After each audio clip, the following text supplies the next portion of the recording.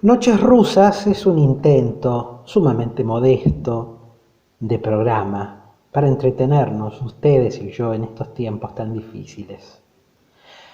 Noches porque las conversaciones se graban de noche, porque la noche invoca lo mejor de nosotros para que el diálogo sea vital, sea fructífero, sea apasionado y sobre todo sea auténtico.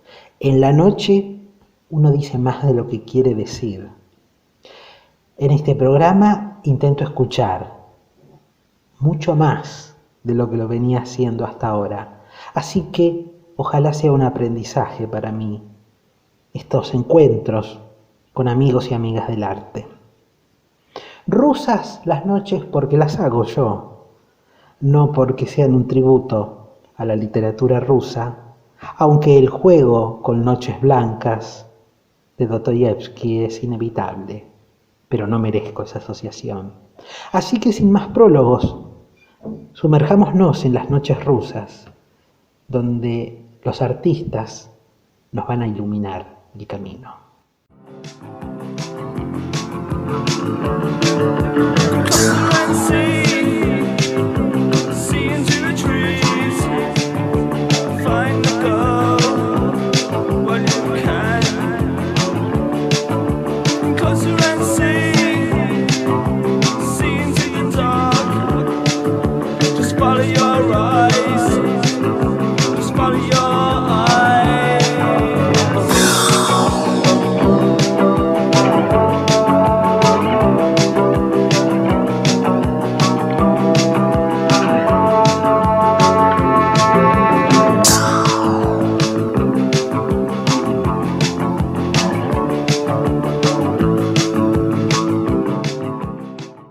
Séptimo programa de Noches Rusas.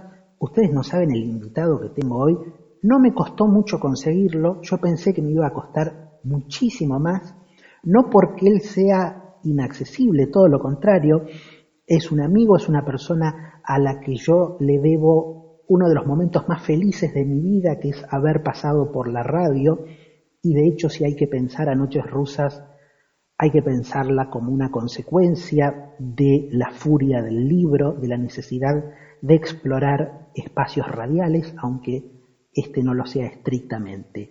Y el invitado de esta noche me permitió habitar la radio, y eso es un regalo que poca gente, casi nadie, me había hecho antes. Es además de haber sido un generoso amigo que me invitó a la radio, un poeta, es un escritor sin más, es un personaje interesantísimo. Él no lo va a decir, lo digo yo y me hago cargo, que ha cambiado mucho el fenotipo de la ciudad de Junín en cuanto a los escritores y escritoras se refiere. Es una referencia, él lo sienta o no, es una referencia sobre todo para la gente joven. Creo que ya se habrán dado cuenta que estoy hablando de Luciano Toledo, que está en esta cabalística séptima noche rusa. Hola Luciano, gracias por esta entrevista. Andrés, muy buenas noches. Mientras hablaba pensaba, digo, ¿cómo le devuelvo todas estas palabras que está teniendo para mí? ¿Cómo hago? ¿Cómo hago para devolver todas estas cosas hermosas que dijiste sobre mí? Que me toca hacerme cargo. Lo más fácil para mí sería negarlas, pero no vamos a arrancar negando tus palabras. O sea que por respeto a vos y al hermoso preámbulo que hiciste, me tendría que hacer cargo, me tengo que hacer cargo, y ante todo creo que lo puedo resumir diciéndote gracias. Muchísimas gracias por la presentación, y ante todo por la invitación, por supuesto. En esto de ser accesible, que es verdad, no es ninguna fórmula de cortesía, ¿cómo te llevas vos justamente con el acceso a la literatura? Hablemos un poco, ya lo venimos haciendo, vamos a tener esta incidencia, siempre estas entrevistas tienen una previa, estuvimos hablando con Luciano Toledo de las formas de acceder a la literatura, las formas de leer, que es una expresión que a mí siempre me ha gustado. ¿Cuáles son tus formas de leer, tus formas de acceder a la literatura? Históricamente, cuando empezaste a configurarte como lector, ahora, lo que gustes, amigo. Pienso que es fácil hoy en día acceder, ¿no?, a las formas de leer con todas las, aún siendo una contradicción, porque estamos en una etapa donde se habla, ya estamos cansados, algo que hemos hablado casi hasta el hartazgo, Andrés, de que el libro desaparece y el libro no desaparece porque el libro sigue resistiendo, sigue estando, pero digo que qué fácil hubiese sido acceder a la literatura en este tiempo, porque por las redes sociales hoy vemos claramente que la literatura está ahí, al contacto, simplemente a un clic. Y yo siempre cuento lo mismo, yo no vengo de una familia, si nos remitimos a un acceso de la literatura casi primario, ¿no? El primer contacto con la literatura como tal, yo no vengo de una familia de cultura, de lectura, de libros, de lectores. Los únicos libros que estaban en mi casa era mi padre, un gran consumidor del diario Clarín, demasía, en exceso, y él compraba siempre esos famosos manuales, ¿viste? Esos manuales de los planetas, y el sistema solar, y estas cuestiones, y ese era mi acceso, que era más que nada era mirar imágenes, porque realmente la palabra como tal no me atraía, nunca hasta los 18 años sentí atracción por la palabra como tal, sí por la imagen, por eso había arrancado a estudiar diseño gráfico. Y cuando me fui a vivir a Buenos Aires, en un momento, cuando dejé de estudiar diseño gráfico, recuerdo que estaba pintándome a mí mismo en no sé cuántas gamas de colores, mi propia cara la tenía que replicar en 30 gamas de colores distintas, y por ahí me estaba viendo a mí mismo mi cara en la gama número 4 o 5, y me dije, literalmente, a mí mismo me dije, yo no quiero esto, me parece que no va por acá. Y cuando se lo comuniqué a mi madre, y con eso sufrí una especie de... Se alarmó bastante, y medio que creían, no confiaban en mí, medio que soltaron mi mano, y bueno, medio que quedé a la deriva en el departamento de un amigo donde no tenía ni televisión, ni radio, ni acceso a música, lo único que había eran libros. Y empecé a leer lo que había ahí, lo que encontré, que me acuerdo de uno de los primeros libros que encontré ahí, que leí, un libro de letras de tango, 100 letras de tango. Y ese fue, te puedo decir, no sé si fue el primero. Después había un libro de Oliverio Girondo, que hasta que llegué a ese libro, pasé por varios y de momento llegué a ese libro y dije, acá hay algo. Acá, este tipo me está hablando a mí, me está diciendo algo. El resto de los libros eran palabras juntas, eran meramente letras. Y ahí creo que era el libro 20 poemas para ser leídos en el tranvía, me parece que era. Es lo que te iba a preguntar, suponía que era ese libro de Girondo. ¿Y cómo saldaste ahí, o si saldaste? Porque Girondo es un poeta de una respiración cercana, del sentir, de una eroticidad interesante. ¿Cómo saldaste la imagen y el texto, si lo saldaste ahí?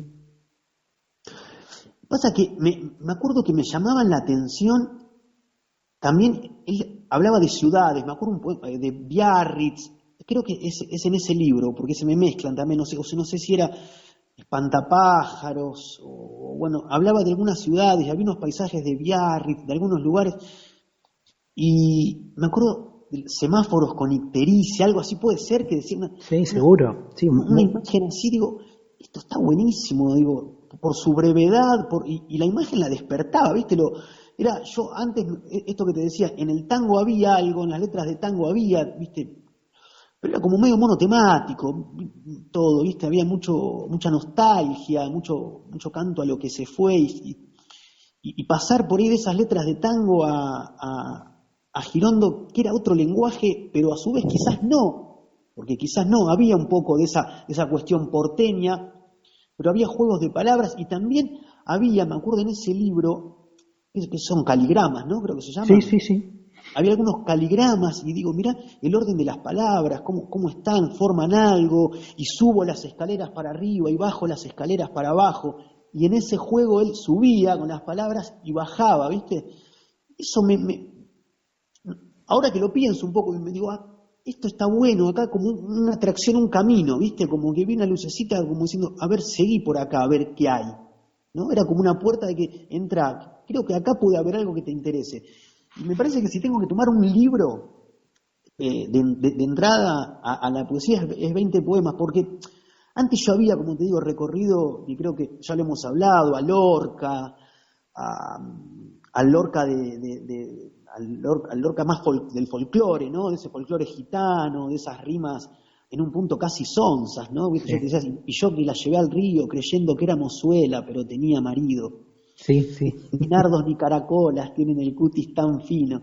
Y eso, no había, viste, como un sentido de decir, esto no me conmovía, creo que esa era la palabra, no me conmovía, me gustaba cómo sonaba, pero no había algo, viste, sólido, Machado, me acuerdo un poema de retrato, un poema de Machado, mi infancia fueron unos años en Castilla, y había algo que me gustaba en la sonoridad, en la música, pero no me conmovía. Y me parece que cuando descubrí todo este juego que hacía con las palabras, ya sea desde el caligrama, desde las combinaciones, desde el lenguaje, dije, no, acá hay otra cosa que me parece que me pertenece en un punto, ¿no? No sé si se entiende. Se entiende perfectamente. Y creo, hemos hablado mucho en este ciclo con otros invitados e invitadas sobre la imagen, sobre el campo de la imagen, que es muy amplio y muy variopinto, pero en el caso de la poesía siempre se ha dicho esto, como una dicotomía entre el sonido, puramente las palabras y su repiqueteo, y el campo puro de la imagen. ¿Dónde te paras? Después que obviamente lo mejor es la combinación y el concepto del poema estará entre su música y su parte visual y cómo eso cuaja, pero ¿te reconoces mucho en eso, en ese caudal de lo visual para llegar al poema o tampoco tanto? No, o sea que tampoco tanto. La imagen está, pero me parece que la construcción o el origen, una especie, si buscamos un génesis en la creación poética, por así decirlo, nace muchas veces de una palabra suelta, de un recuerdo, de una imagen, pero de una imagen por ahí difusa, no de una imagen por ahí sólida, ¿no? Y tampoco busco que la imagen se solidifique en el poema, digo, no sé si esa es la intención por ahí de generar una imagen como tal, porque es muy variada, digamos, la construcción, el arte poética, como se dice, del proceso creativo. Porque generalmente son palabras sueltas, recuerdos. Hay un punto muy clave en mí, sobre todo en la escritura y sobre todo en la escritura poética, que es el escuchar y el ver. Todo, ¿viste? Todo arte es el arte de ver, decía Eve Ward. Y me parece que ahí radica mucho de lo mío, ¿viste? Yo estoy muy atento a lo que dicen mis amigos, a lo que dicen mis viejos, a lo que dicen mis abuelos, a lo que dice mi entorno, ¿no? Mi mundo en el cual me rodeo en ese momento de tiempo particular. Digo ahora, nombro a ellos porque por ahí son los que hoy en día más contacto tengo. Después, en otro momento, si nos remitimos antes, cuando andaba en una vida más aventurera y de viajar y de andar por todos lados, por ahí la imagen o esa construcción de la imagen era más accesible y más rica.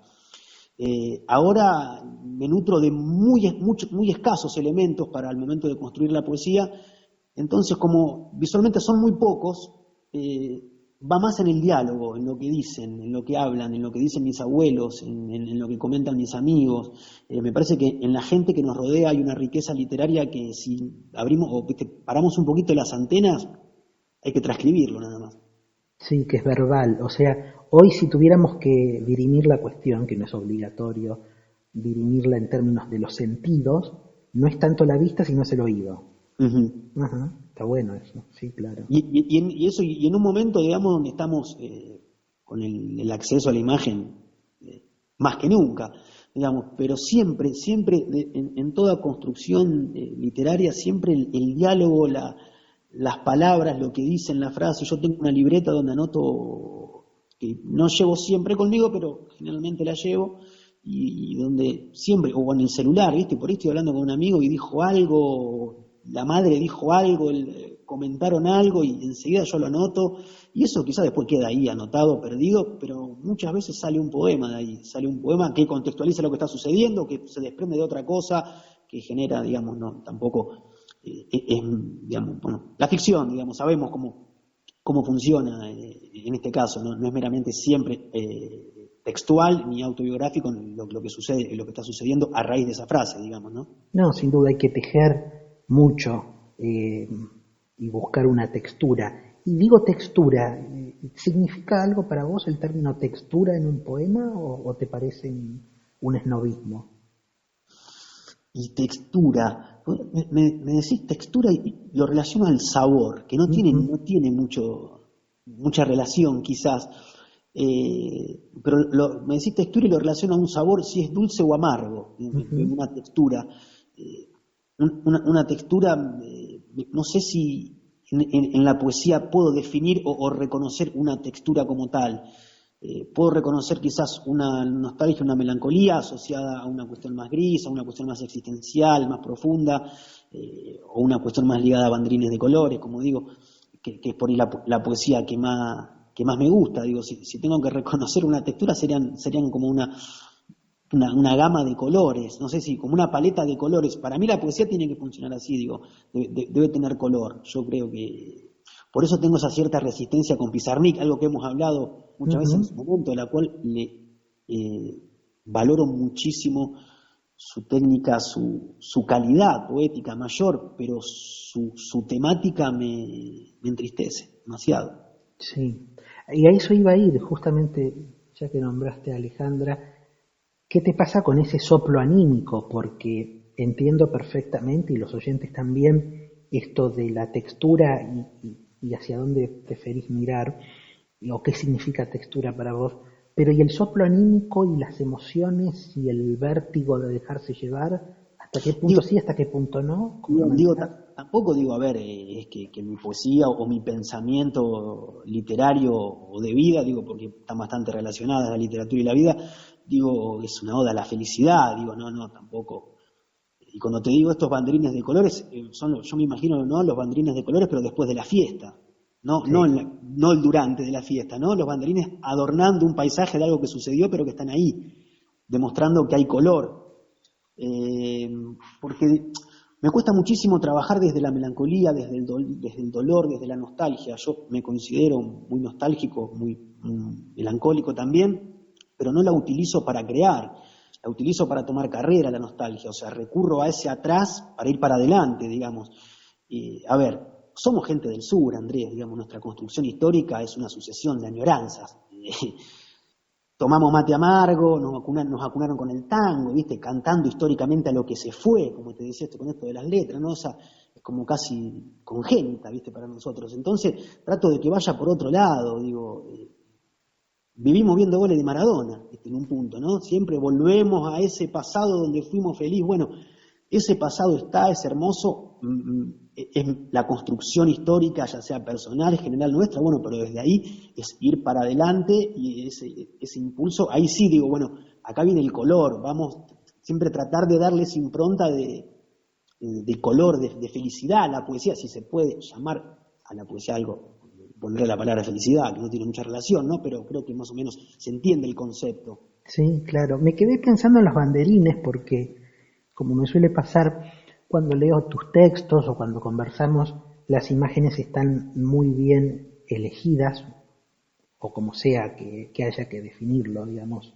Terminás seleccionando imágenes que prometen y cumplen en traer un concepto, y un concepto que además yo, por lo menos, lo vinculo con un estado anímico, porque esos banderines tienen, la imagen pura del banderín, tienen una textura, porque yo me represento, me imagino una textura asociada, una tela barata, algo que es ornamental, hecho tal vez con mucho cariño, sin duda, pero que está ahí.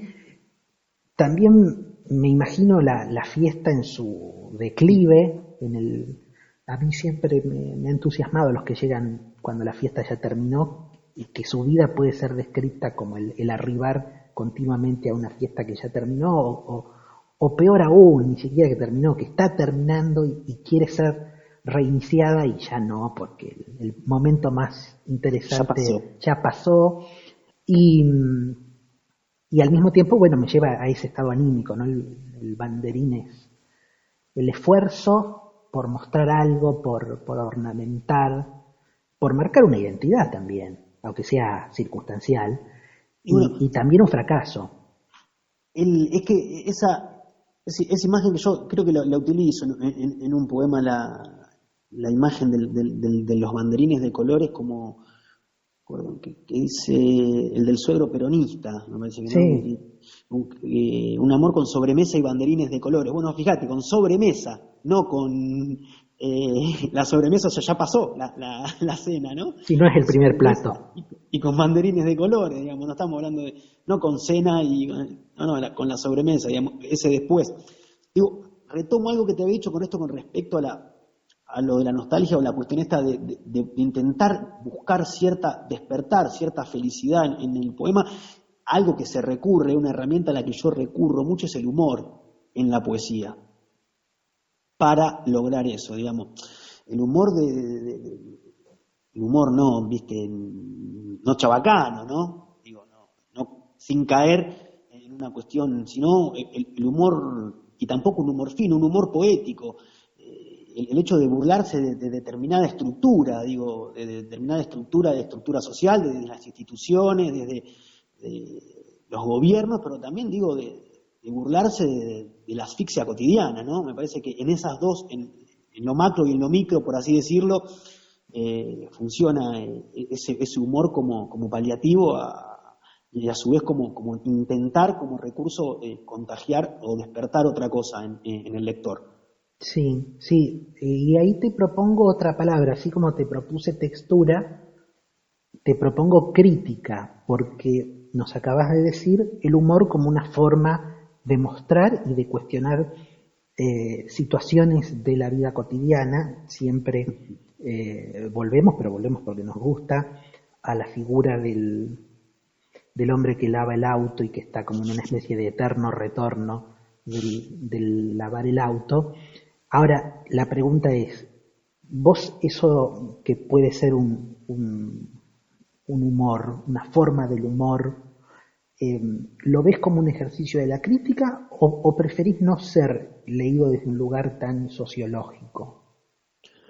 No, sí, sí, sí. Sí, digamos, podemos decir que el humor es un recurso para criticar o para hacer, digamos, de esa crítica dejar algo, porque sí, sí, claramente hay un interés incisivo, corrosivo, ¿no? En esa burla, en esa determinada estructura, no es solamente burlarme, digo, por burlarme, porque es que no tiene, digamos, no tiene sentido decir que esto es así, digamos, si yo te quiero decir que esto es así, hay una crítica y te quiero generar esa crítica a vos también, digamos, que se trate de abrir los ojos. Ahí vos volviste al poema al de la bestialidad imperialista, al temor hacia la persona que está lavando el auto, un poema una imagen que siempre se ve que te ha quedado, porque me causa gracia porque una vez me dijiste que cada vez que ves a alguien lavando un auto en la vereda te acordás de ese Sí, poema. a mí y a otra gente también, ¿eh? Es un poema que ha impactado, que ha logrado justamente interpelar. Esta es otra palabra Bueno, que te propongo, interpelar. claro, interpelar, eso, bueno, y vos fíjate que es un recurso en ese poema que es como te digo, funciona como un recurso humorístico, porque yo vengo como denunciando algo grande, algo, viste, como casi, viste, le timo la bestialidad imperialista, algo guevarista, viste, ya esa bestialidad imperialista a las manos del libre mercado y después algo acá, como te decía, algo que nos asfixia todos los días, al menos a mí, que ver a un tipo que pasa la mitad de su fin de semana lavando el auto en la vereda, que hay toda... Ahí hay claramente, digo, la crítica, ahí hay una crítica, que la crítica hacia dónde va, hacia la persona que le da más valor a lo material que a lo demás, digamos. Si pasaste la tarde entera lavando el auto en vez de con tu novia, con tu señora, con tus amigos, o sea, hay algo que no está bien. Con esa frase y con algo que deslizaste, que es la construcción de tu tranquilidad emocional, tal vez volvamos sobre eso. Me gustó mucho eso, ¿no? Como derivado de un autoconocimiento y de un precio. Porque cuando apunto al tema del dinero es inevitablemente el precio que uno tiene que pagar para ser personal, ¿no? Y en esa medida en que uno es personal, creo que ahí se relaciona con el caudal de sus deseos, y eso es lo que llamo erótica. Encontrar la erótica es poder haber pagado el precio que hay que pagar para incumplir los mandatos que hay inevitablemente sobre cada uno de nosotros. Pero parece que no es que no te costó, ¿no? Porque no quiero decir eso, no lo sé, no sé si te costó o no el incumplimiento de esos mandatos, porque deslizaste que fuiste de una carrera a otra, que... Claro, es un trabajo, yo creo que es un trabajo, digo, un trabajo de una construcción, ¿no? De procesos y procesos y procesos de autoconocimiento, digo, de asumir la soledad como tal, digo, como tal, sin miedo. Digo, a ver, digo, a la soledad le han dado una forma a la cual se le tiene miedo. Digo, mi soledad, yo hice una forma de mi soledad de la cual estoy orgulloso, porque fue todo un recorrido en esta parte que te digo cuando te dije de esta construcción emocional que hice de mí, de toda esta libertad, también de este sentido de la libertad, es enfrentarte a tus propios fantasmas. Digo, más allá de la escritura, que escribir también es un poco enfrentar a los fantasmas, pero me parece más que nada en la vida, digo, atravesar distintos procesos, ya sean más complejos, menos complejos, banales, mucho más difíciles, pero digo, sin temor.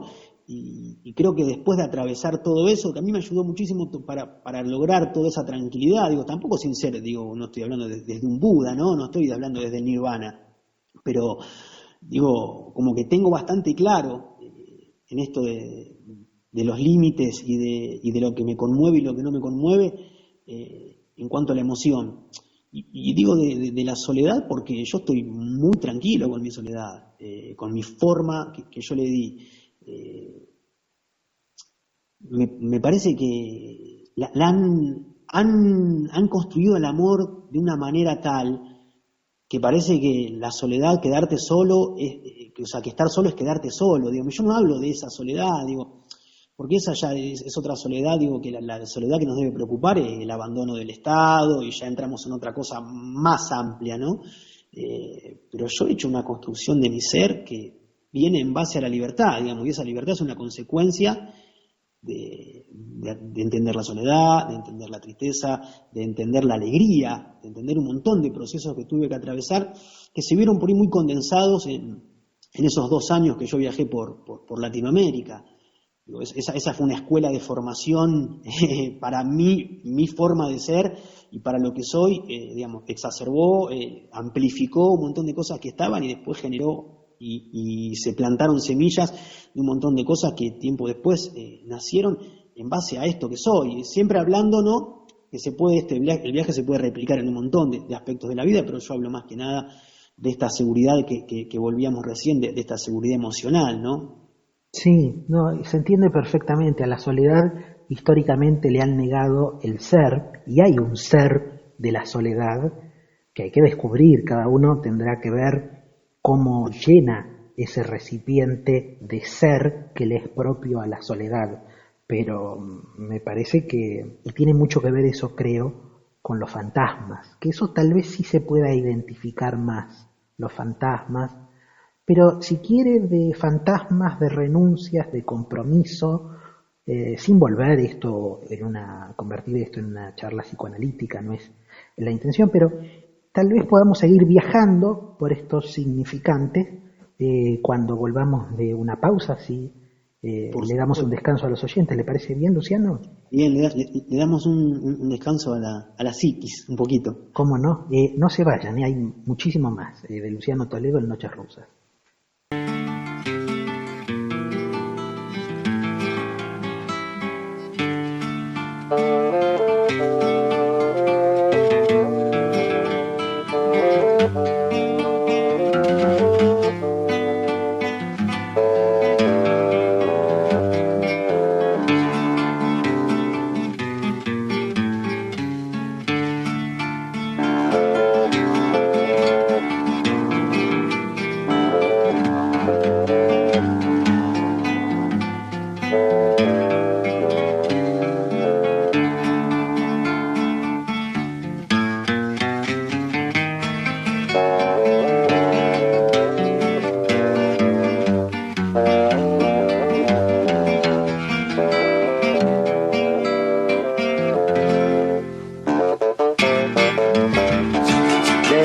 Deixe-me, preciso andar, vou por aí a procurar, sorrir pra não chorar. Deixe-me, preciso andar, vou por aí a procurar, sorrir pra não chorar. Quero assistir ao sol nascer, ver as águas dos rios correr, ouvir os pássaros cantar. Eu quero nascer, quero viver. Deixe-me, preciso andar, vou por aí a procurar, sorrir pra não chorar.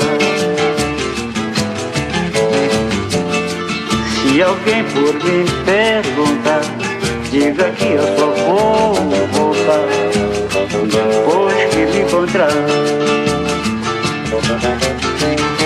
Quero assistir ao sol nascer, ver as águas dos rios correr, ouvir os pássaros cantar. Eu quero nascer, quero viver.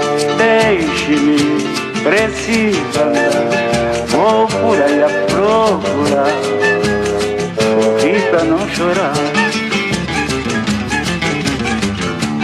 Deixe-me, preciso andar, vou por aí a procurar, sorrir pra não chorar. Deixe-me, preciso andar, vou por aí a procurar, sorrir pra não chorar. Deixe-me, preciso andar, vou por aí a procurar. Segundo bloque de esta séptima noche rusa, con un invitado que daría para muchísimas noches, para las 1001 noches, justamente, pero no se preocupen, no robaremos tanto de su tiempo. Estamos hablando con Luciano Toledo y en el corte ya han salido un montón de temas. Estuvimos mencionando el tema inevitable en la literatura contemporánea de las influencias literarias, no solamente para rendirle tributo a Harold Bloom, no es algo que creo que nos interese demasiado, pero hemos estado hablando de la angustia y las influencias, si las influencias en la literatura seguirán siendo marcas fuertes o se convertirán en lugares débiles, en apenas señales que tendrán alguna importancia. Y si te parece podemos empezar por ahí, y en esto de que muchas veces aparece como el subrayado de la escritura creativa, que es un término que tiene mucho éxito en los Estados Unidos, de ahí vienen las escuelas originarias de escritura creativa, pero que sin embargo en nuestro medio también ya se han replicado. ¿Cómo te llevas con el tema de las influencias? ¿Serán fuertes, serán débiles? ¿Habrá una escritura creativa, no creativa? ¿Cómo dirimís esos términos? Me causa gracia porque acá en el momento que nos me tengo que poner serio, porque llevamos no sé cuánto tiempo hablando afuera del aire, que estaría bueno que eso salga también en algunas cositas que están súper interesantes, como sucedía cuando hacíamos radio. Sí, sin duda, sin duda. También, que sucedía parecido. Bueno, a ver, es imposible negar influencias, digo, aquel que niega influencias porque cree que no, lo mío es original, digamos, estamos cerrados, estamos todos sumamente condicionados por todo el bagaje que tengamos, ya sea de lectura, de vida o demás. Nada, creo que es meramente por ahí, puramente creativo, original, esa es la palabra, como dijiste, la palabra creatividad, que ya hace mucho, de los 90 más o menos, que se habla de esa escritura creativa, donde hay algunos bastante detractores, como yo a veces lo cito a Kenneth Goldsmith, un gran poeta norteamericano. Igual es bastante particular, porque me acuerdo que Obama lo invitó a leer en la Casa Blanca, es un poeta medio de culto, pero es un poeta que es un detractor de la poesía como tal, en el formato de poesía que lo conocemos hoy en día, un detractor también del escritor, de la figura del escritor como tal. Recién hablamos ahí afuera del aire de qué va a ser del futuro de la palabra, y él en un libro que se llama Escritura no creativa, que habla de la gestión del lenguaje, digamos, en esta era digital, plantea un montón de cosas, desde el anonimato, desde el proplagio, desde el hecho de tomar obras que ya son de dominio público y demás, Pero bueno, no me quiero por ahí expandir mucho en eso, sino retomar un poco, que bueno, ese libro es realmente por ahí puede Pero ser lo una. recomendarías, ¿no? Lo recomiendo y Sí. es tomado como una influencia también. Él habla mucho también de esa técnica histórica, que no es ninguna novedad, ¿cómo era? El cortar y pegar, el de William Burroughs. Sí, claro. Remite mucho a eso, pero él habla mucho desde lo digital, de lo virtual, diciendo si ya no se escribe más casi en papel ni mano, agarremos, transformemos todas estas herramientas y habla del escritor como un procesador de palabras y de datos más que un escritor como tal. Es un libro que sí recomiendo, es de la hermosa editorial que es Caja Negra, que tiene muchísima filosofía, sociología, reflexión y muchos temas actuales, sobre todo. Y este libro me parece muy interesante. Y recurro mucho a este libro. Y también recurro mucho a la poesía contemporánea, yendo a la cuestión de influencias. La poesía contemporánea es lo que más leo. Siempre hemos hablado de una deuda con los clásicos. No tanto por ahí con los clásicos poéticos, porque he hecho un recorrido, como hablamos hoy, por bastante tipo de poesía, hasta llegar a una poesía o a eso que muchos llaman la zona de confort. Hasta llegar a ese lugar atravesé muchos otros poetas. Y hoy en día trato de leer mucho lo que está sucediendo a mi alrededor. Digo, qué escriben los poetas, las poetas de mi edad, de la generación de uno, que viene un poco en esta línea de, al menos la poesía que yo sigo, de esta continuidad de la poesía, de la famosa poesía de los 90, en la cual entra Martín Camarota, bueno, Fabián Casas, que por ahí es el nombre más popular que despertó o que se desprendió, mejor dicho, de esa generación. Ahora no lo leo tanto a Casas, pero a veces vuelvo a él. Leo mucho Andy Nachón, Natalia Romero,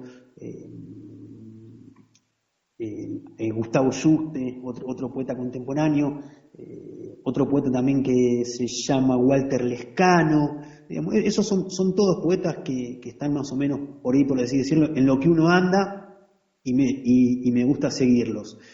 No sé si me inspiran, no sé si tomarlo como inspiración. Por ahí me inspira ver a River. Ver a River por ahí me inspira más que un libro de poesía. Si River ganó y jugó bien, me siento muy inspirado. Ver a Gallardo dar órdenes me inspira muchísimo. Ver a Gallardo en una conferencia, ver a la hinchada de River, digamos, es rarísimo, ¿no? Porque no hablo tampoco de literatura futbolera, pero hablo sí de un despertar, ¿no? Si River ganó y todo fluyó y está hermoso, ahí tengo una inspiración tremenda y tengo un contagio de escritura. Pero después me parece sí sumamente importante esto, estar atento al mundo que sucede, mientras sucede, en base a lo que uno hace, ¿no? Por eso me parece si yo pretendo estar dentro de un nivel poético, no sé si nivel no en cuanto a mejor o peor, pero si pretendo estar dentro de un determinado mundo poético, no puedo desconocer qué es lo que está sucediendo a mi alrededor y sobre todo lo que está sucediendo en las otras provincias. Santa Fe, Córdoba como siempre, Santa Fe, Córdoba y Buenos Aires son los epicentros y de ahí se desprenden un montón de cosas que eso no quiere decir que en el sur, en el norte, no haya grandísimas poetas, ¿no? Pero sí, me parece sumamente importante eso, estar atento. Sobre todo hay dos editoriales en este momento que editan poesía, que son Caleta Olivia y Santos Locos. Me parece que esas son dos editoriales como para que el que está escribiendo poesía sepa qué es lo que se está escribiendo en este momento. Y como te digo, no abunda mucho hoy en día una poesía sumamente, lírica, por así decirlo, ¿no? Y mucho menos una poesía con rima. Por eso reivindico el otro día, y aprovechamos que fue muy linda la entrevista, Ludovico Fonda la otra vez me pasó una novela escrita en verso. Sí, también me la pasó, sí. Una novela escrita en verso, y yo le digo, me parece, no me acuerdo cómo le dije, además de atrevido, pretencioso atrevido, pero también lo celebro, que en este contexto de escritura de lo que se está produciendo, donde todo, que también hablamos afuera del aire, también hay una abunda mucho la poesía en las redes sociales, de sobrecito de azúcar, por así decirlo, esa poesía edulcorante que abunda bastante. Digo, en ese contexto, una novela en verso me parece fabuloso. Y pensaba ahí justamente en el tema de la noción misma de generación, porque hablamos del totémico Casas como un desprendimiento sin duda prodigioso de la generación del 90. ¿Hoy vos te sentís parte de una generación o ves más bien zonas, que pueden ser incluso regionales, de identificación con autores y autoras, o hay un proyecto de una generación? No, sí, me siento parte de una generación que retrata de un modo similar al que lo retratan otros, en esta línea más o menos que te venía diciendo.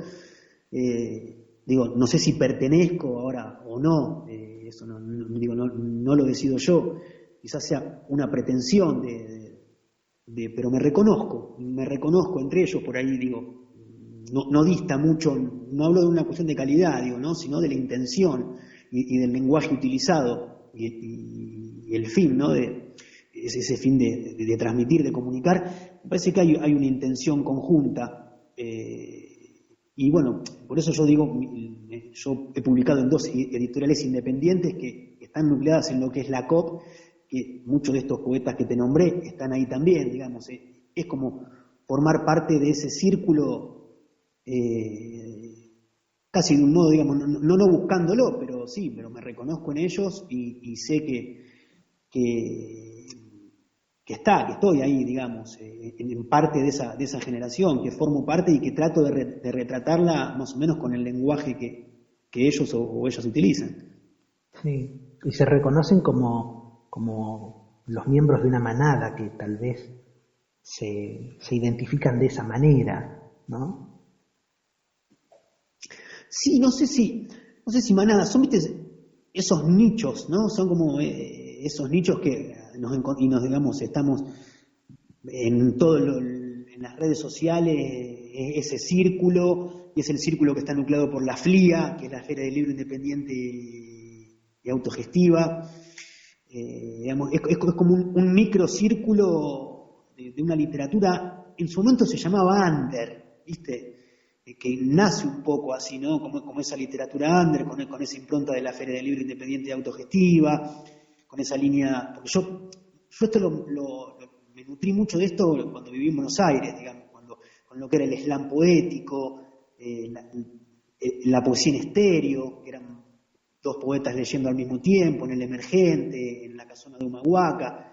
Cuando estaba eso ya, si bien existía, como te digo, es una continuidad de los poetas de los 90, cuando yo estuve en Capital entre el año 2003 y 2010, esos años, yo, por así decirlo, curtí mucho esa movida y me reconocí ahí y encontré un lugar. Digo, esto que va por acá me gusta, con después la impronta mía que es del interior, que un poco se desprende de esa cuestión, ¿no? Ya que de la gran ciudad. Entonces tengo por ahí esa otra visión de todos los que hemos estudiado en Capital, pero conocemos el campo antes, ¿no? Sí, eso me parece muy interesante, porque tal vez uno tenga varios núcleos de pertenencia y los vaya alternando, y en la medida en que atraviesa experiencias que lo complejizan, al menos en mi caso el paso por Buenos Aires tiene que ver con una complejización de un repertorio intelectual y luego un regreso que ya obviamente está muy desplazado respecto de la partida originaria. Bueno, ¿qué te pasó con Manada, Buenos Aires? Manada, supongo que tu manada estaba en Calle Puan.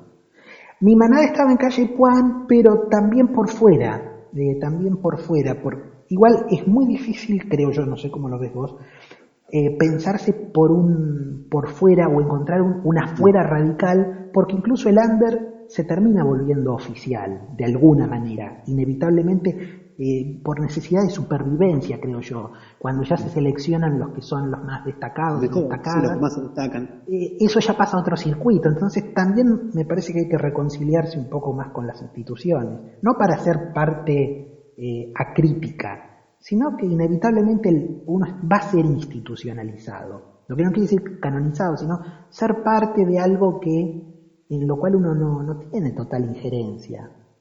Algo que mencionabas era tu experiencia como viajero y el hecho de recitar en la calle y haber adquirido alguna, no solo una técnica, sino un lugar de enunciación desde ahí. ¿Cómo te llevas con eso? Porque te he visto en algunas intervenciones decir tus versos con un afán performático muy interesante, que no es una pose.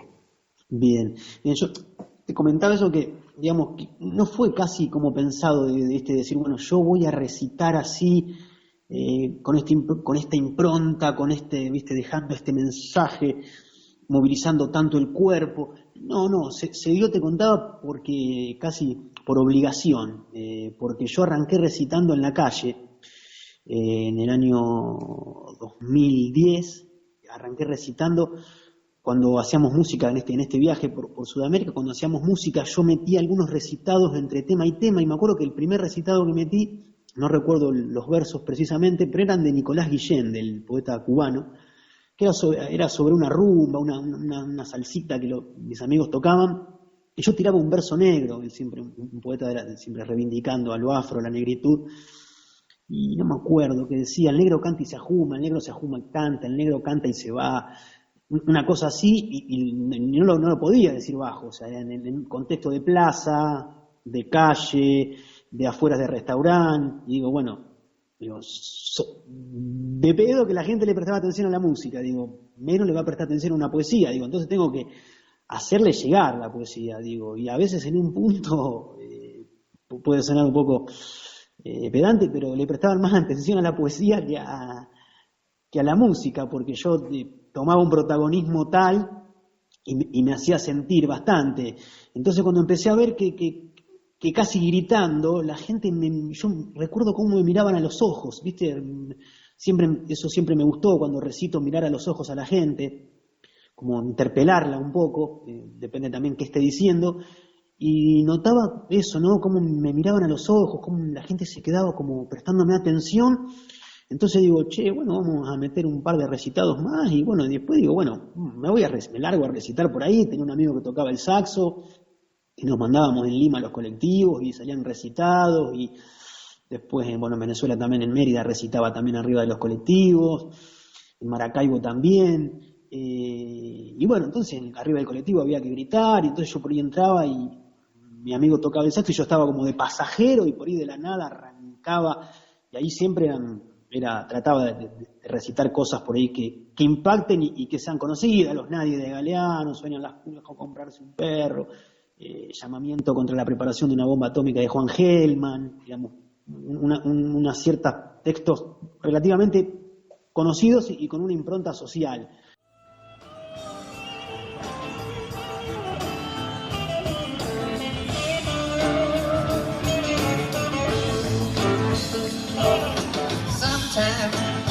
There's a low down and disgusted. Can't help but wonder what's happening to my companion. Out and lost for the ground. There's a kind of the cost it'll take to break down. All the earthly principles they're gonna have to abandon. But as a slow train coming up and around the bend.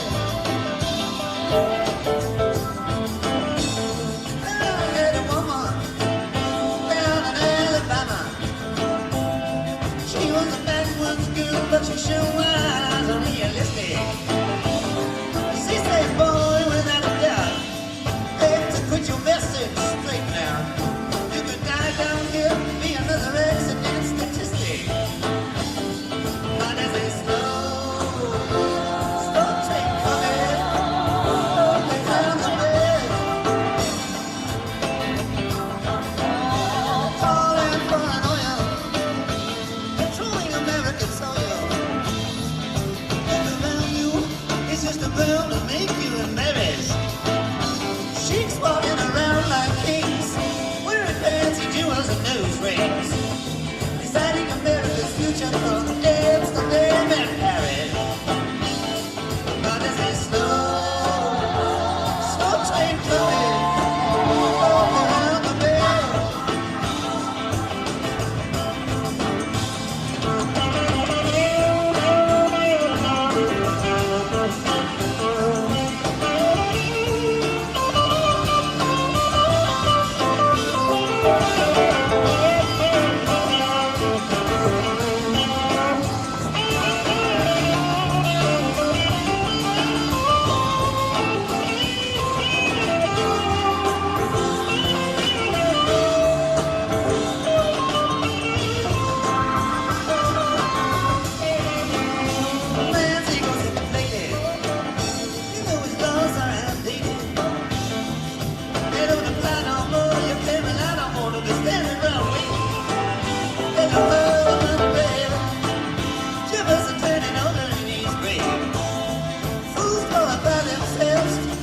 manipulate Satan. There's a slow train coming up and around the bend. Big time negotiators, horse healers and woman haters, masters of the bluff, masters of the proposition. Oh, the enemy I see, where's he grown up decency? Oh, non-believers and man-stealers talking in the name of religion. And as he slow train coming, all the way around the bend. People starving and thirsting, green elevators are boosting. You know the cost more to store the food and then they do to give it. As you lose your inhibition, follow your own ambition. All around the land of brothers below, show me someone who knows how to live it. As a slow train coming, up and round the bend.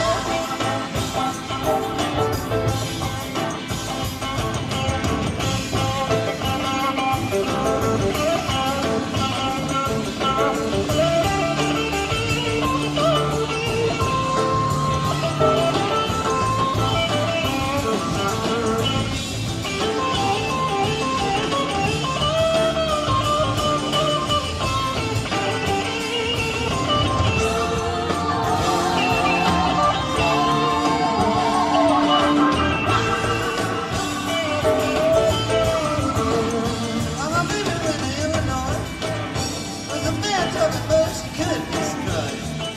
The real suicide case, but there was nothing I could do to stop it. I don't care about the economy, I don't care about the economy.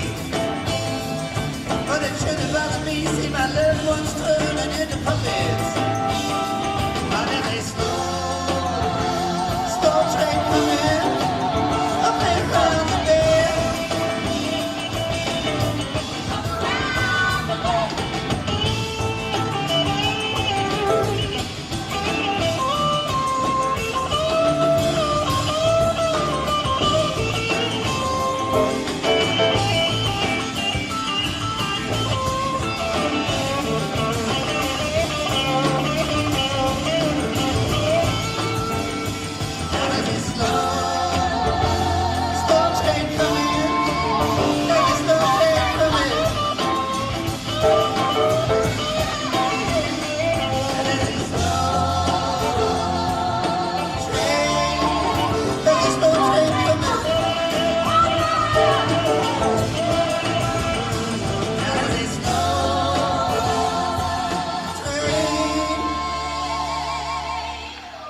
There's a slow train coming.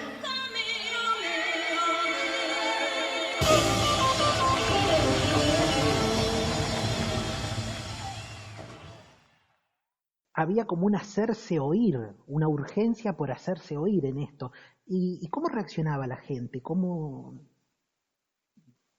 Y esto que te digo de hacerse oír, y está bueno eso, de hacerse oír porque funcionaba, como te digo, funcionaba. Yo veía que la gente me escuchaba, que muchas veces, cuando uno está realizando, digamos, un tipo de arte, sobre todo en la poesía, a veces es muy difícil lograr la atención, y sobre todo en un contexto de calle o en un contexto de bar, de restaurante, que la gente lo que menos quiere es escuchar música o poesía si no está dentro del cronograma o de los planes de la nocturnidad que uno eligió.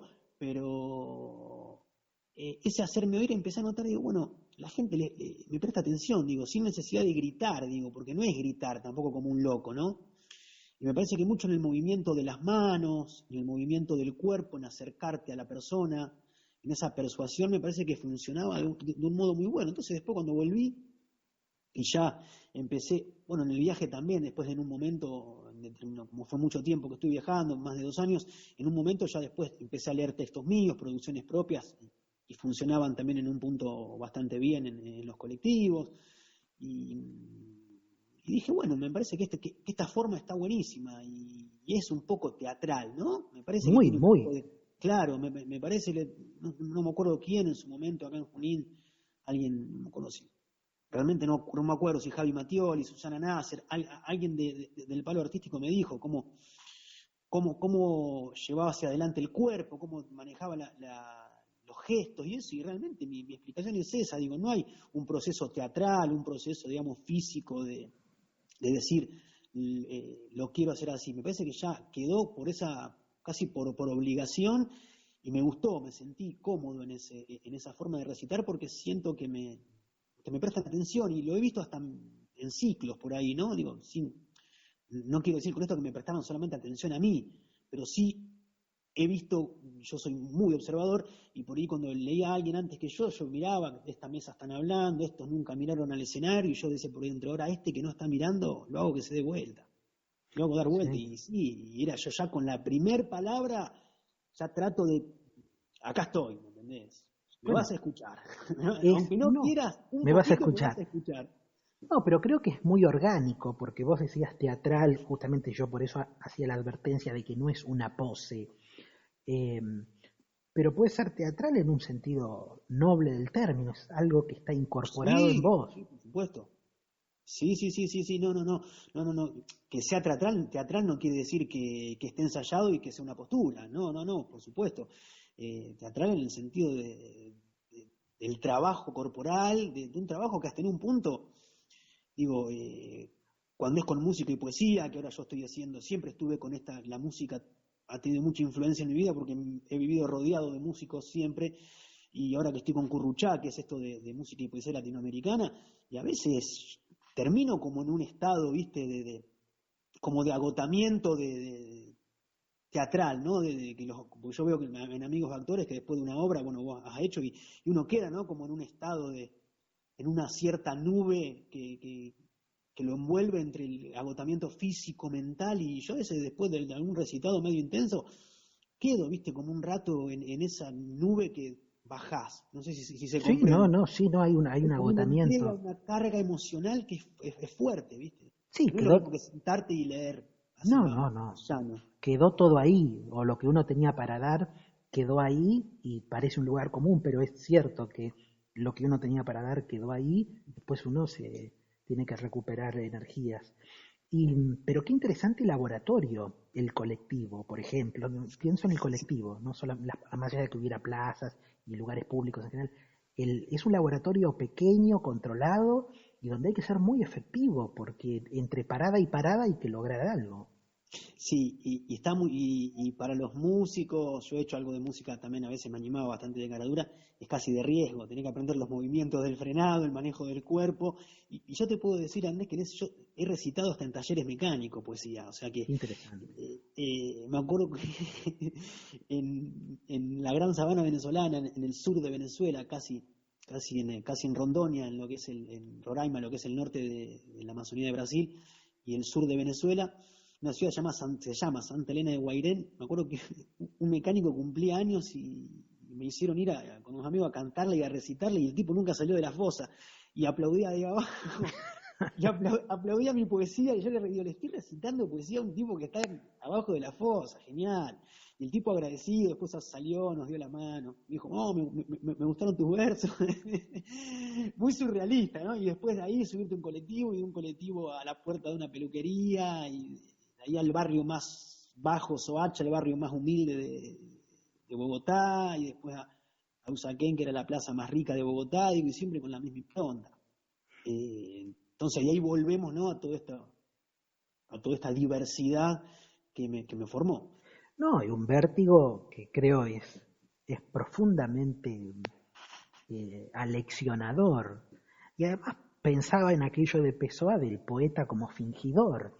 Entonces también hay que tener otras dotes que no sean solamente escriturales, por así decirlo. Creo que un poeta es un artista, y un artista es alguien que está comprometido con todo su cuerpo, ¿no? No, No, y también contemplando, digo, que la poesía va mucho más allá del acto meramente de escritura. Digo, la poesía es otra cosa. Digo, si tenés suerte, digo, el poeta si tiene suerte a veces también termina escribiendo poesía, digo, pero la poesía se vive, me parece que la poesía es más vivencial, me parece que, como decía Osvaldo vos, si la podés beber a grandes tragos o en pequeños relámpagos, pero la poesía va mucho más allá del acto poético de escribir un poema. Y no sé si se No, se entiende. entiende porque además, como siempre hemos dicho, aunque sea un lugar común, etimológicamente es el hacer, es el producir. Entonces, eso es la poesía, por eso está tan ligada a la oralidad y por eso también está tan ligada a la música. Y siempre, ahora tal vez menos, pero siempre los poetas han querido leer sus versos en público Ujú. y eso ha tenido en muchos casos una intencionalidad política. Pienso en Alberti, exiliado de España, y bueno, daba donde podía unos recitales que sin duda movilizaban, porque Alberti tenía una voz interesante. Y quería hablar un poco de la voz, justamente, porque vos haces radio, Ujú. y ¿cómo valoras la voz? Una cosa es la voz poética, pero la voz como instrumento en sí mismo. Y bueno, me parece que viene bastante ligado a esto que veníamos hablando, a esta cuestión de la impronta y del manejo de la voz en público. Y algo que ha hecho, ya que lo llevamos a radio, que ha hecho ese escenario natural, me ha hecho tirar, despedazar y hacer trizas la vergüenza, digo, el temor, ¿no? Eh, es, bueno, soy yo con esto, vamos y metámosle. Entonces digo, en la radio funciona también de ese modo casi natural e inconsciente, ¿no? Fluye. Hay una realidad, a mí no me gusta la radio, y es lo que más casi he hecho periodísticamente en mi vida. Digo, si me dan a elegir, bueno, ahora no estoy haciendo radio justamente, terminé el año pasado después de 3 años o 4, no me acuerdo, la mañana de Nueva Radio, habíamos comenzado con un proyecto con Javier Giner, un amigo, habíamos comenzado un proyecto cultural, que bueno, un programa cultural, La Orilla Infinita, que bueno, vos estabas participando, Sí, pudimos sí. hacer 4 programas, pasó lo de la pandemia, y bueno, y todo hizo que se reconfiguren un montón de cosas.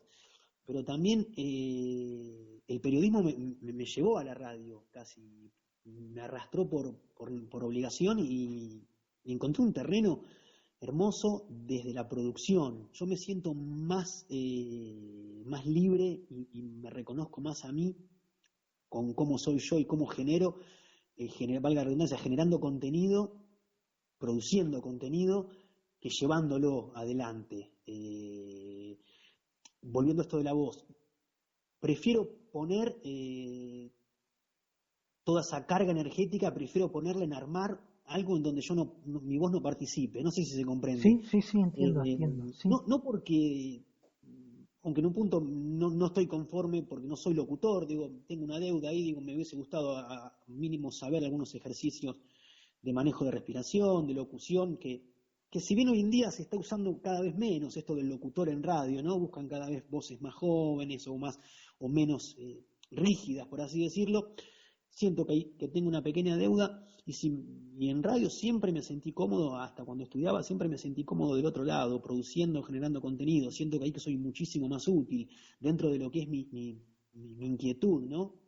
Qué Siempre interesante estoy eso, qué pensando. interesante eso, porque trabajando con vos, eh, yo de alguna manera percibía que no te sentías un hombre de radio, para decirlo con una expresión grandilocuente, Como dicen, sí. como Carrizo, como Larrea, o como Bobby Flores, incluso con los referentes más contemporáneos, o Andy, eh, sino que yo me daba cuenta, ahora me lo confirmás, nunca habíamos hablado de esto, que no era un interés primordial en vos, sí el movilizar contenidos, en pensar una columna, como La Furia del Libro, El Nombre es Tuyo, en armar cosas, eso por un lado, pero qué interesante que sí te anima poner la voz a tus versos y construir toda una Ujú. escena performática en otro sentido, o sea que la voz para algunas cosas sí y para otras no tanto. Y me lo haces pensar, digo, no lo tengo pensado, pero será por una cuestión de seguridad también, digo,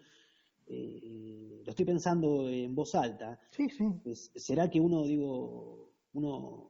en el hecho de recitar y de poner la voz y hasta el cuerpo, como decíamos hoy, lo hago de un modo libre, inconsciente, será porque estoy seguro de lo que estoy haciendo. Y en radio quizás nunca encontré esa seguridad que sí encontré en la oralidad poética. Puede ser que sea un terreno en el cual al aire no lo padezco, esto digamos que quede claro, y lo hago, de hecho lo hago con ganas, creo que me sale relativamente natural por una cuestión de tiempo, digo, ya hace mucho tiempo que lo hago, digo, no siento que sea forzado, pero tampoco fluye y tampoco me reconozco como tal cuando alguien me dice, lo veo cuando me dice, no, escuché el programa y qué bueno que estuve, y qué bueno que en la radio, y yo no siento eso que vos me estás diciendo, que el otro, esa devolución, yo no me hago mucho cargo, ¿viste? Ahora si vos me decís, qué bueno cómo recitaste, me encantó, ahí sí, te lo reconozco porque yo también me sentía a gusto. Claro. Sí, me parece que es posible que eso suceda, pero además no en todas las esferas uno tiene que ocupar el mismo rol. Esto No. de ser productor de contenidos es muy interesante. A mí me pasó con el teatro.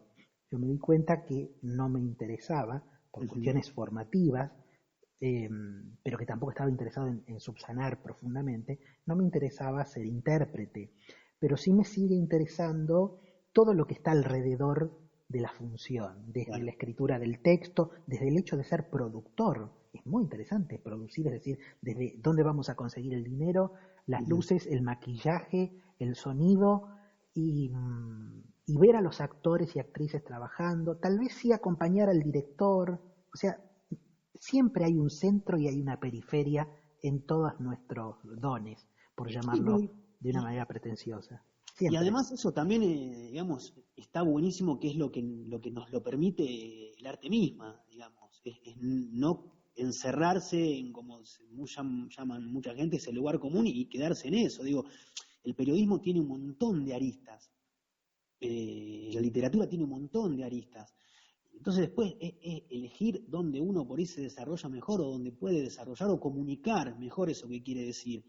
Y yo siento por eso que en la producción puedo generar no solo más contenido, sino generar más impacto que en yo asumir un rol de orador como tal. Yo tengo cierta algo que lo he hablado siempre mucho con vos, y a mí me cuesta por ahí mucho teorizar en base a una idea, a una cuestión, pero por ahí digo, bueno, produzco algo que transmita esto, y por ahí lo resuelvo mucho más fácil con las voces de otro, diciendo, vos vení acá, vos haces esto, vos haces el otro, y siempre estoy, cuando me doy cuenta que yo vuelvo a esto, digo que reivindico mi paz emocional, pero que a su vez se contradice con el quehacer cotidiano, ¿viste? Porque yo después me doy cuenta que no paro, cuando terminé algo ya arranqué otra cosa y después estoy haciendo otra y produciendo otra y en un momento se me juntan un montón de cosas y digo, ¿en qué momento me embarqué yo en todo esto? ¿Por qué? Sí, pero bueno, sos un buen orquestador, ¿no? A mí hay una figura en la música, hay dos figuras, la del pianista, siempre quise ser pianista, pero Sí, luego también hubiese querido ser director de orquesta, porque creo que ahí hay carisma, hay un norte, hay la necesidad de aglomerar, conducir un montón de voluntades, interpretarlas también para no forzarlas y sacar lo mejor de cada uno. Bueno, me parece que uno dice productor, pero el término tiene mucho valor, tiene una gran densidad. Producir algo y luego convocar a otras personas para que puedan llevar a cabo eso y que eso tenga plenitud y excelencia, es un arte que por ahí no está lo suficientemente bien valorado en los medios de comunicación, seguro, como que el productor es nada, es no, el de que... hecho, yo creo que mucha gente no sabe cuando dice qué hace un productor. Ujú, También contemplando esto, ¿no? Que hay productor de todo, productor general, productor artístico, eh, de todo, digamos, desde, como decís vos, desde el que consigue la locación hasta el que consigue la plata, el que genera el contenido, digamos, todos no dejan, cada uno en su rol está produciendo algo para ese producto final. Eh, y dentro de esa cadena, digamos, que nos lleva a un producto final, ya sea un producto radiofónico, cultural, artístico, literario, yo encontré cierta comodidad ahí en generarlo desde lo radiofónico, en generarlo, y que lo muestre otro, y en lo literario sí, creo que la calle me dio el colectivo, la plaza, el restaurante, el taller mecánico, me dieron esa seguridad de poner mi impronta, mi voz, mi cuerpo y defenderlo. Sí, porque lo que queremos decir, me parece, es que hay un fenómeno que nos atraviesa, que nos interesa, que es la comunicación. Y uno Ujú. trata de ver en dónde están las ventajas comparativas de uno para que ese fenómeno comunicativo sea más eficaz. Porque también tenemos que reconciliarnos, me parece, con la eficacia y con el impacto. No todo impacto y toda eficacia es sensacionalista y es light. No, no, esto que decía de comunicar, justo el otro día leí una frase de Lucio B. Mancilla. No vamos a entrar en esta cuestión de de la expedición a los indios Ranqueles y el Facundo y qué hubiera sido si hubiese sido el libro fundacional de nuestra literatura y demás. No voy a andar por ahí, pero dijo una frase muy linda que no me acuerdo en dónde la leí, en qué contexto, que decía, yo no pretendo escribir bien, pretendo comunicar. Y me Claro. parece que esa cuestión de comunicar es sumamente importantísima. Después, obviamente, está el cómo, obviamente que si es de un modo bien, quizás puede funcionar mejor o no, pero es comunicar. Y yo creo que cuando lo pienso así, digo, no importa, como hay que comunicarlo y se hace y fluye. Y cuando me di cuenta ya me emprendí en otra producción y estoy generando un contenido para acá y para esto y para el otro. Y, ese sí es mi motor. Hoy te decía que no me Ujú. motoriza el dinero, me motorizan estas pequeñas cosas, el hacer cotidianamente para generar algo. Sí, claro, ahí está puesto el asunto. Yo creo que ser productor artístico es lo más difícil que conseguir plata o más difícil que tener armado el guión del programa, la agenda y que el invitado esté del otro lado del teléfono. Son todas cuestiones que son muy interesantes. Para mí la Mm. radio es formación integral porque tenés que hacer todo eso. Yo con este modesto símil radial, que ojalá llegue al aire algún día, yo trabajaré para eso, y tengo que hacer todo y me encanta coordinar con el invitado, llamarlo, editar este programa y al mismo Todo. tiempo estar en la parte del guión y del entrevistador. Es una gran escuela, es una gran escuela.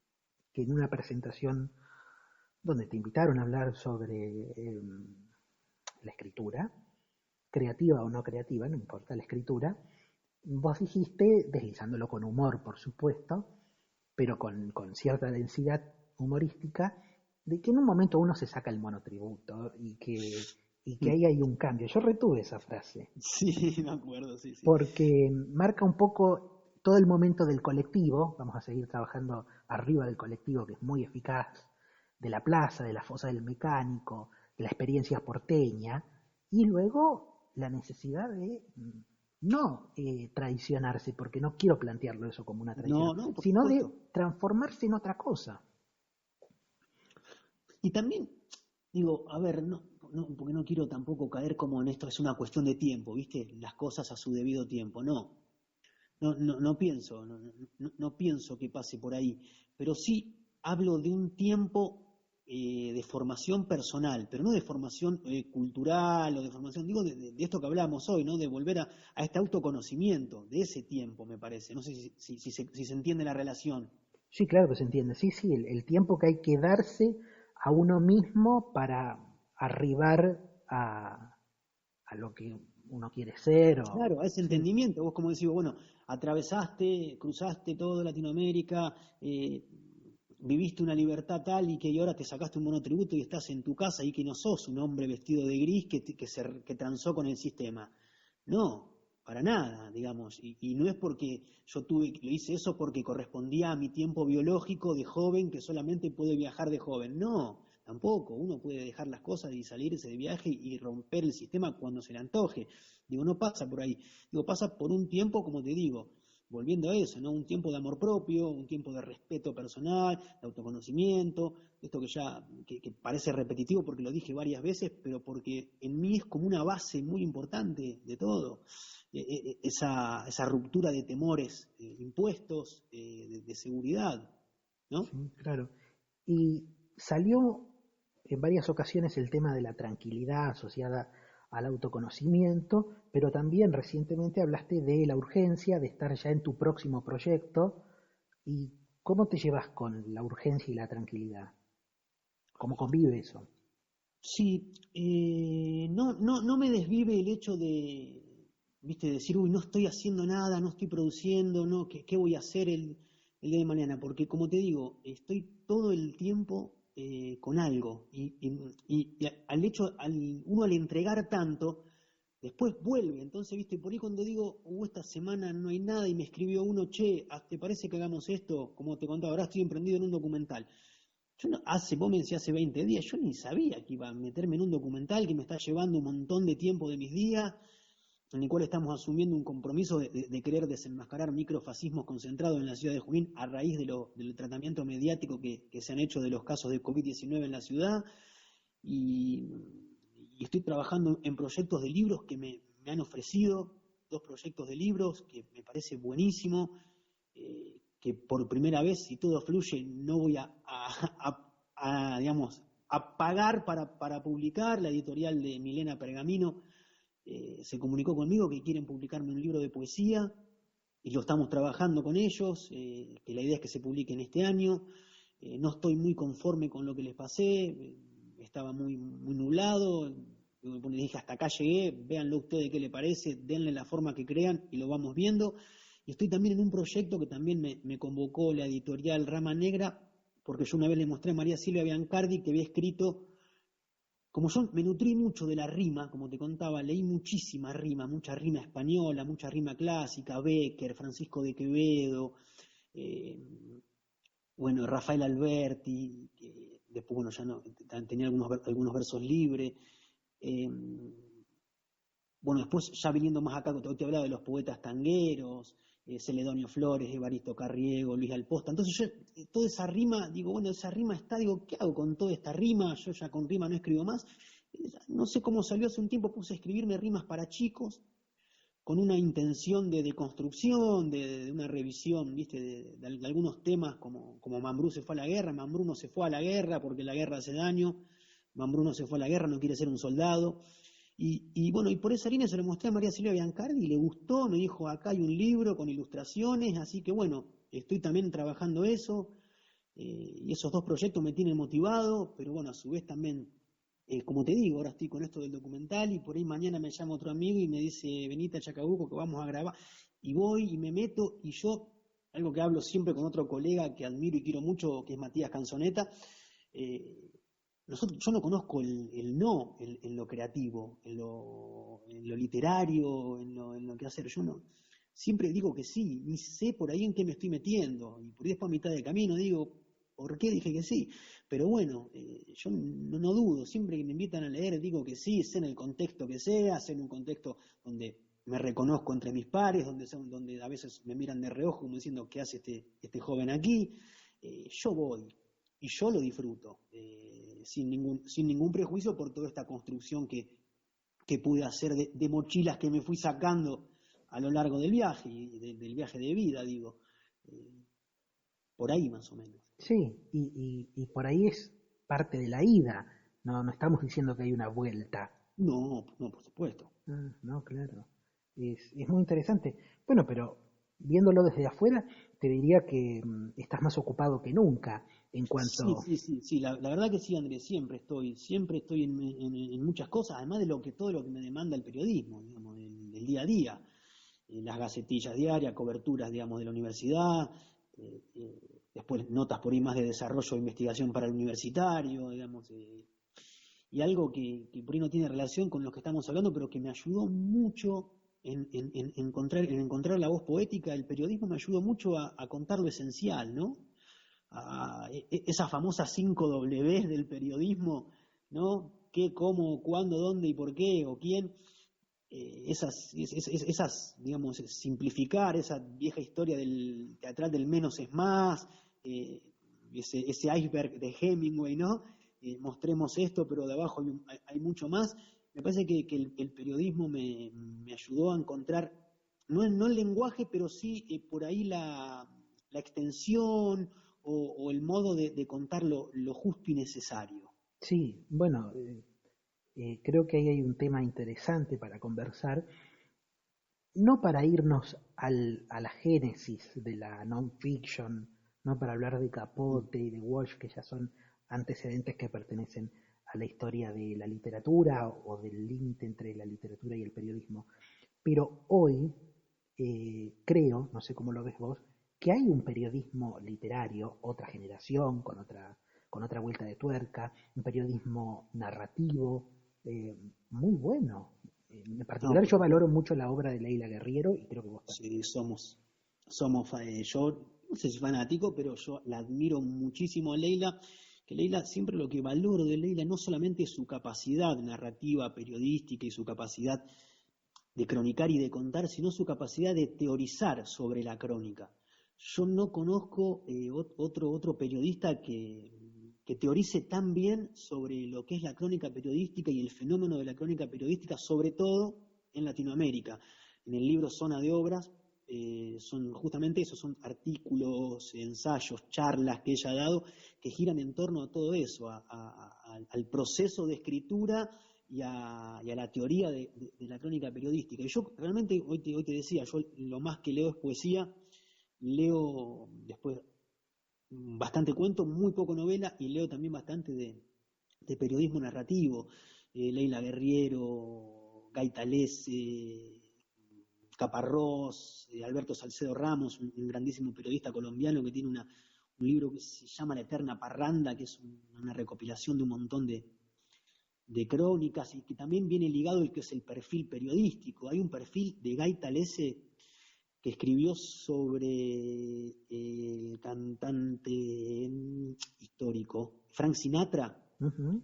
El tipo nunca estuvo con Frank Sinatra y escribió un perfil de 20 páginas alucinante, o sea, y utilizando el recurso de la entrevista hechas a él, de entrevistas de colegas y todo, hacen un trabajo periodístico que realmente, entre tanta mierda periodística hegemónica que es lo que abunda hoy en día, eso es como abrazarte a un tronco en el medio del océano y decir, bueno, acá me salvo un rato y no caemos en que el periodismo es una porquería, digamos, porque si caemos en eso, no que es nada, el periodismo, y sí, obvio que el periodismo que nos muestran, el periodismo de los señores del Grupo Clarín, que es el que más consume el grueso de nuestra población, yo eso ni siquiera le pondría el rol de la cuestión periodística, ¿no? Ya es otra cosa, eso ya es una mercancía, es algo que realmente es triste y que tiene una injerencia en nuestra sociedad, que inocula odio y todo lo que ya sabemos. Pero después este periodismo narrativo para mí es muy reivindicatorio por estas cuestiones, porque mezcla la literatura, la investigación, el trabajo, el viejo trabajo, el oficio de periodista, de meterte, de estar ahí y de contar como tal. Y si me das permiso, mira, acá tengo para leerte un perfil que te recomendé y nunca leíste, el perfil de Nicanor Parra. Sí, hecho por Leila Guerriero. Y digo, y esto voy a leer solamente el principio, que es el primer párrafo, digo, cómo condensa todo esto, lo periodístico y lo poético. Ella arranca dice, es un hombre, pero podría ser otra cosa, una catástrofe, un rugido, el viento. Ahora acá hace una descripción, eso es muy poético. Sí, claro. Ahora acá hace una descripción ya más, sentado en una butaca cubierta por una manta, viste camisa de jean, un suéter beige que tiene varios agujeros, un pantalón de corderoy. A sus espaldas, una puerta corrediza separa la sala de un balcón en el que se ven 2 sillas y más allá un terreno cubierto por plantas y por arbustos. Eso es meramente, digamos, muy descriptivo. Después el Océano Pacífico. Mirá lo que dice acá Andrés, las olas que muerden rocas como corazones negros. Eso es poesía. Ese verso... Es que me parece que, no sé cómo ella se lleva con el término escritora, pero tienen unas cualidades poéticas que tranquilamente podría decirse poeta, directamente. Y hay otra linita más, ahí se ve que Parra le abre la puerta, le dice adelante, adelante, y ella sigue diciendo, es un hombre, pero podría ser un dragón, el estertor de un volcán, la rigidez que antecede a un terremoto. Impresionante.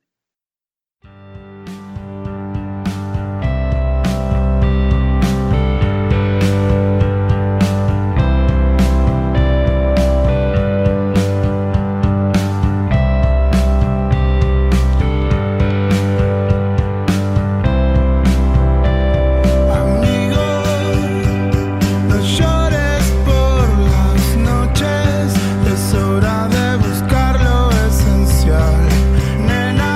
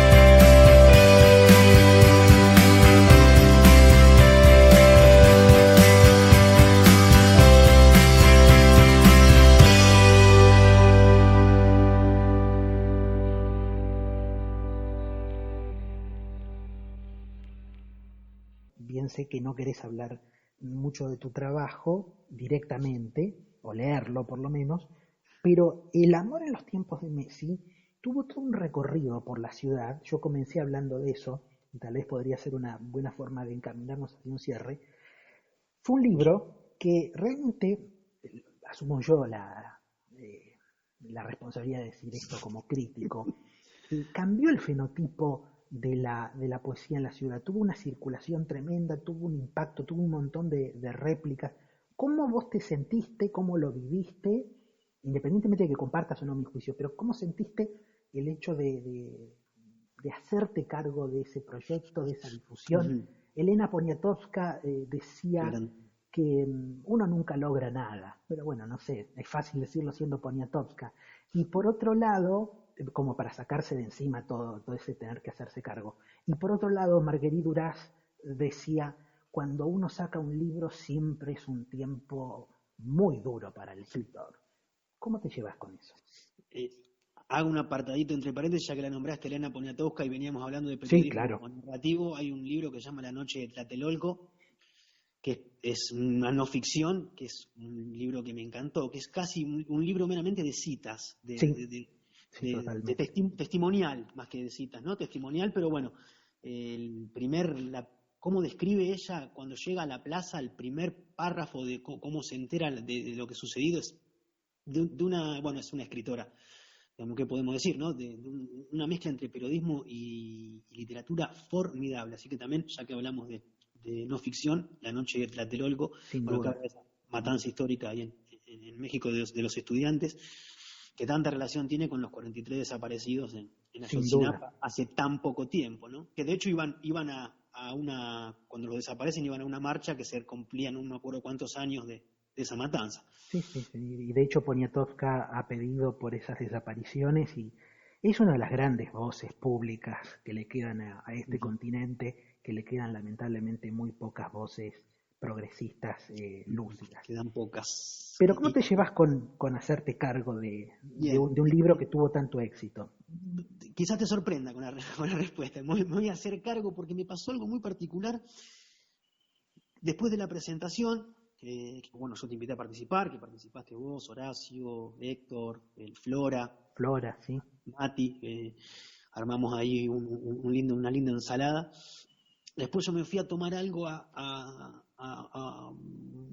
la Casa del Pueblo, a la Casa de la Cultura, no recuerdo ahora, un lugar, bueno, que había no sé si había una varieté, algo, y me vino a saludar alguna gente, y en un momento, gente que me vino a saludar se quedaron hablando del libro, y me llamó la atención que se quedaron, que nombraron 2 o 3 poemas, ¿no? Como decís vos, el problema del auto, ¿no? A mí, para quién escribe, y digo, qué loco, digo, que se acuerden de un poema como alguien se acuerda de una canción. Digo, no es fácil que alguien, memorice un poema, alguien que no está en la poesía. Para mí digo, no es difícil porque yo consumo poesía y hay versos que me los sé de memoria adrede. Digo, pero gente que yo los miraba ahí, digo, gente que no está en el palo poético, que menos conocidos algunos, estaban hablando y recordando versos y me resultó bastante particular. Esa sensación la tuve también una vez que estaba leyendo en Dada y estaba Silvina Torbizo entre el público y Silvina dijo, lee el del auto en la vereda. ¿Viste? Y después otra vez estaba en otra lectura y alguien me gritó, lee el del suegro peronista. Y digo, y después uno se aleja, ¿no? Se pone como observador de eso, que a veces me cuesta. Y son esos pequeños momentitos de orgullo, de decir, bueno, loco, la puta madre, todo ese tiempo invertido en mi soledad, digo, sin culpa, ¿no? Digo, todo ese tiempo invertido, le queda algo a alguien, digo, hay gente que se acuerda de mis poemas, ¿viste? Y entonces voy a decir, bueno, valió la pena, digo, uno igual no lo hace para que valga la pena en ese sentido. Y tampoco digo, yo no escribo para salvarme, eso, viste, que no, yo escribo para salvarme, digo, no, digo, si me va a salvar alguien, me salvaré yo mismo, con mi autoconocimiento, me salvará como mucho el Estado para no excluirme dentro de sus políticas públicas y me salvará con suerte alguien que me acompañe durante el transcurso de mi vida. No creo en la literatura ni en la escritura como salvación, pero sí como una cuestión de reconfortante, ¿viste? Entonces digo, che, la pucha, que Silvina utilice una imagen de un poema mío que se acuerde, o que vos me digas que cada vez que ves, vos Andrés, que cada vez que ves un tipo lavando un auto en la vereda te acuerdes de un poema, digo, no es fácil lograr eso. Yo soy consciente que no es fácil, que no es lo mismo por ahí llegar a eso con una canción, que siempre, viste, la canción tiene más pregnancia, más impacto, digo, generar un recuerdo en alguien con un poema me parece que no es cosa menor, digo, tampoco me agarro de eso como diciendo, No, digo, no, no, no es cosa no es menor, es creerse cosa... nada, digo, pero se entiende, ¿no? Lo que quiero Sí, se decir. entiende, ¿no? Pero es cosa mayor, no, no, no es cosa menor, es cosa mayor, es infrecuente en nuestro medio, esto ya lo digo yo, no te preocupes, es infrecuente en nuestro medio, pero sí me gustaría saber si te sentís, con esto que yo arranqué,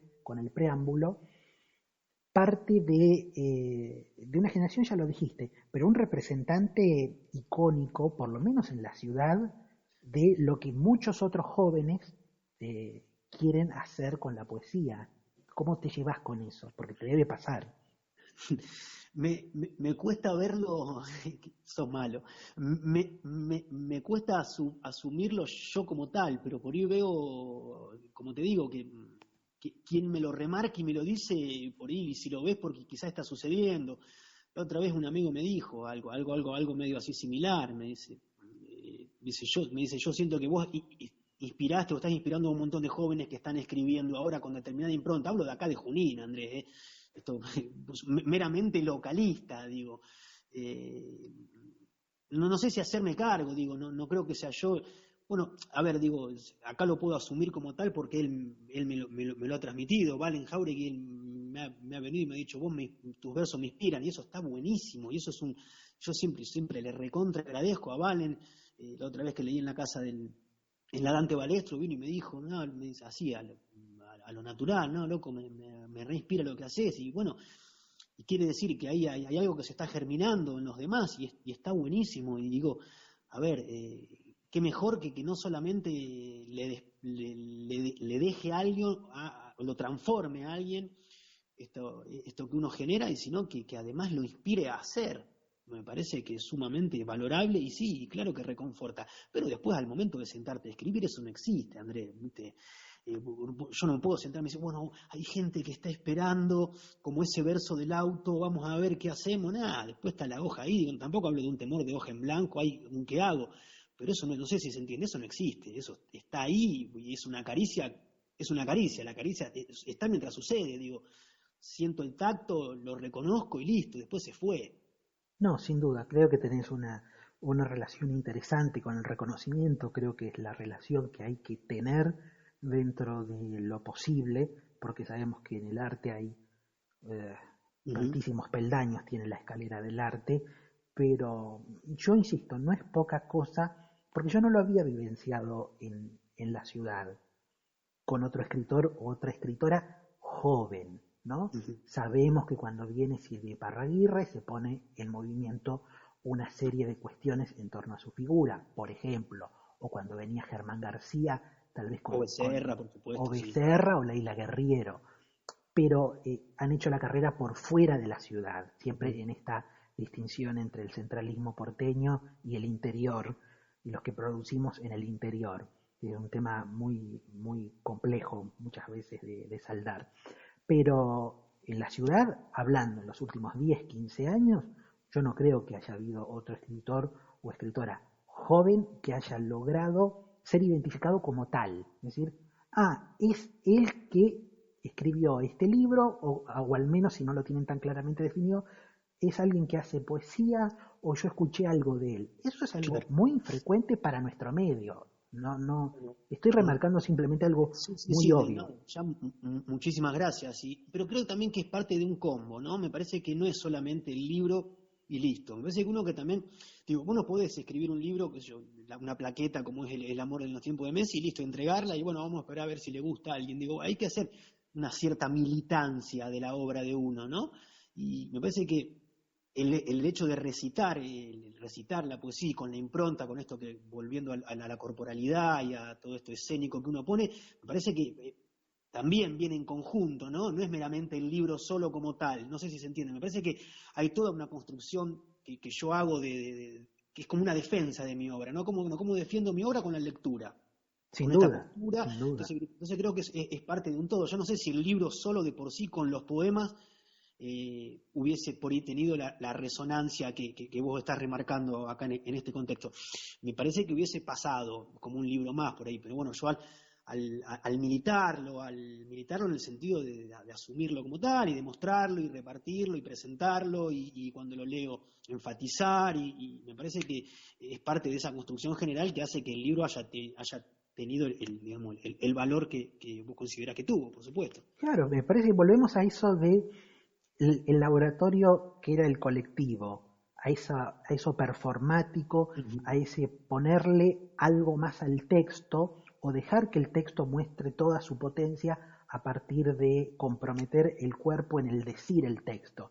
Bueno, tal vez ha habido una evolución que empezó en esos colectivos maravillosos y que ahora está más enmarcado, podríamos decir, dentro de un cierto canon, por más de que sea el canon de la literatura local, parece que es como conjunto de destrezas muy interesante y creo Bien. yo que eso es lo que mucha gente joven quiere emular, es decir, ha identificado un poco lo que vos estás trayendo como tus herramientas, no solo el texto, porque la verdad es que un texto de edición de autor independiente, si uno no lo moviliza, está No, por prácticamente supuesto. condenado al fracaso.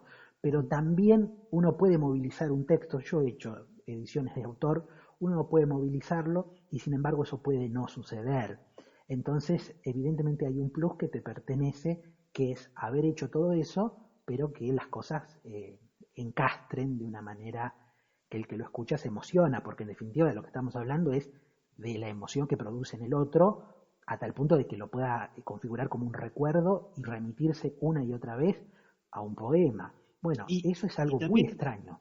y me parece que también que es una consecuencia, digo, es una consecuencia, digo, de ser consecuente, ¿no? Me parece que también, digo, yo no, digo, en esa lectura que hago, yo estoy haciendo una defensa del libro y estoy siendo consecuente a las palabras que dicen ahí. No sé Sí, si se claro, entiende, sí, sí. ¿no? Hay como una correlación en esto. Bueno, es asumir que esto, hacerme cargo que esto lo escribí yo, pero desde un punto consecuente, ¿no? Yo, viste, yo jodiendo siempre digo, no hay error gramatical más grande que la inconsecuencia, viste, si vos, después yo, viste, voy con otro discurso, digo, no, bueno, eso, viste, está escrito para molestar fachos, Sí, era pura técnica, sí. claro, viste, era acá un recurso, ¿no? Digo, ¿me entendés? Yo, sin tomar una postura, sin asumir una postura, sino, bueno, con todo este bagaje de construcción, uno defiende eso y es consecuente a eso que escribió, me parece. Sí, sí, yo creo que si uno no cree en todo el sentido, en lo que hace, si no cree en el valor estético y en el valor político de lo que hace, Ujú. es muy difícil que el otro lo crea. O sea, más allá de que hemos hablado con vos de que uno tiene una tendencia filicida respecto de su propio material, a veces exacerbada, es decir, no, no, pero por favor, no tomen a esto en serio porque Sí. no soy Parra, pero no ese es el punto, creo que esas son todas estrategias como de niño tímido que tenemos todos, de decir, no, bueno, pero estas son cosas que yo hago eh, cuando estoy aburrido. No, no, hay que empoderarse, ahora que el término Bien. circula tanto, ¿no? Creo que hay que empoderarse sabiendo el lugar relativo que puede tener la producción de uno. Pero me parece que ya está pasado de moda el hecho de negar de antemano o dar como no nato algo que sí existe y que es un libro y que está ahí, si no, uno no lo hubiese publicado, ¿no? También es como, No, no, ni hablar, por eso, sí, sí, sí, sí. No, y asumirlo y hacerse cargo. Yo he sido bastante, de hecho, recién en esta respuesta, a veces no sé si es pudor o demasiado respeto a poetas que uno ha leído, ¿viste? A uno le cuesta asumirse como tal, pero bueno, después encuentra la respuesta en eso. El hijo del Tero Guioni, bueno, Dino, una persona que quiero mucho, me acuerdo que no sé dónde estábamos y me preguntaron, ¿vos sos poeta? Y yo dije que no. Y él después, él me dice, mi viejo decía que si eras poeta o no te lo ponía el pueblo, digamos, te lo ponía la gente. Entonces, cuando me piden un poema o se acuerdan un verso, bueno, me están reconociendo como tal y en eso son esos pequeños momentos donde sí, lo asumo. No quiere decir que después digo, no me hago cargo. Pero bueno, ahí está, listo, sí. Ahí, ese momento, ahí sucede. bueno, le hemos sacado un sí, porque yo recuerdo que cuando le dije al aire en otra ocasión, ¿usted es poeta? Me dijo, no, Andrés, yo escribo poesía. Bueno, hemos logrado, un poco con forceps, Me induciste. a que usted se reconozca como lo que es, ¿no? Como un buen poeta y que no pasa nada, nadie va a... bueno, y si la gente siente envidia, enhorabuena, no es problema suyo. No, no, Que más la vale. gente codicie lo que usted hace. En todo caso, está muy bien, lo pone en un valor considerable. Después, bueno, después ya hay otra cuestión que quedará para otra conversación, que son las miserias del mundo literario, pero eso en Uf, general al lector más inocente, por decirlo de alguna manera, al que solamente quiere emocionarse y disfrutar de unos lindos versos, por suerte eso no le importa, no lo conoce, y en todo caso nosotros muchas veces los que hacemos textos, ahora no me quiero decir escritor, ¿eh? Usted se acaba de reconocer y ahora me niego yo. Los que urdimos textos creadores.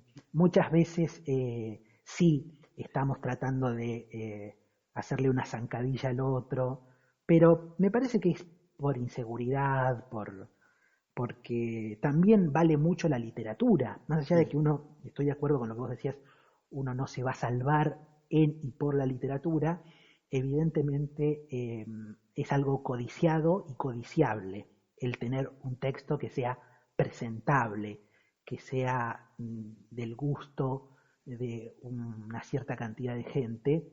Bueno, eso es algo misterioso y uno a veces quiere ser un poco un mago, un creador de efectos, ¿no? Me parece que no está mal poner eso dentro de lo que uno desea, porque además si es un deseo íntimo, fervoroso, para utilizar un calificativo borgiano, va a ser auténtico. Y si Ujú. es auténtico, creo que no está mal. No está mal. No, y ahí esa palabra me parece importantísimo, que sea auténtico, que sea genuino. A veces es mucho más importante que esta danina palabra de lo creativo, ¿no? A veces es más importante un texto genuino que un texto creativo.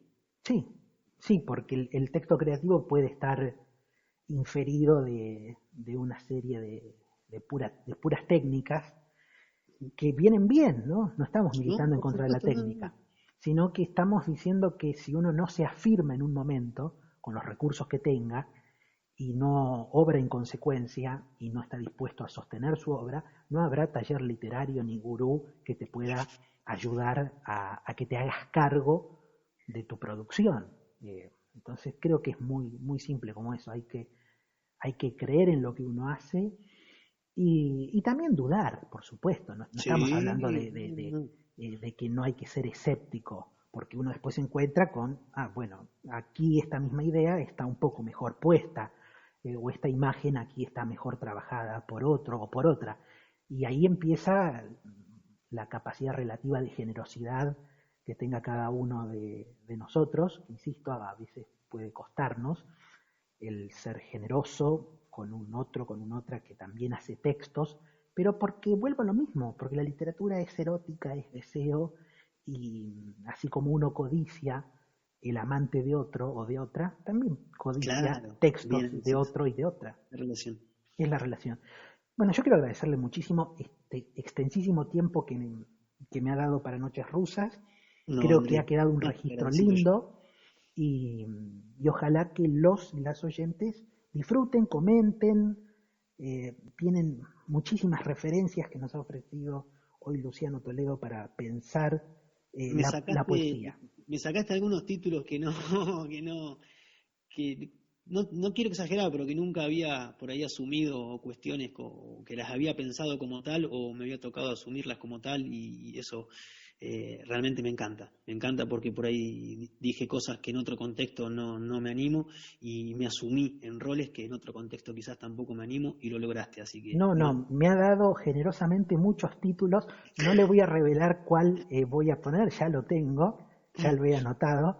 Tengo el la epígrafe, bajada. sí, sí, sí, sin duda, para esta conversación, el titular, pero ha sido muy generoso y creo que esto, con el correr de los años, tal vez este material se revisite y podamos tener otra perspectiva de lo que hoy parecía urgente y tal vez arribemos a esa tranquilidad que también es otro valor que usted hoy ha puesto en consideración. Ojalá que dentro de 20 años, cuando volvamos sobre estas palabras, estemos todo lo tranquilo que nos merecemos, para poder sentirnos, no sé si conformes, pero al menos con la sensación de un deber bien cumplido en relación a la literatura y a la vida.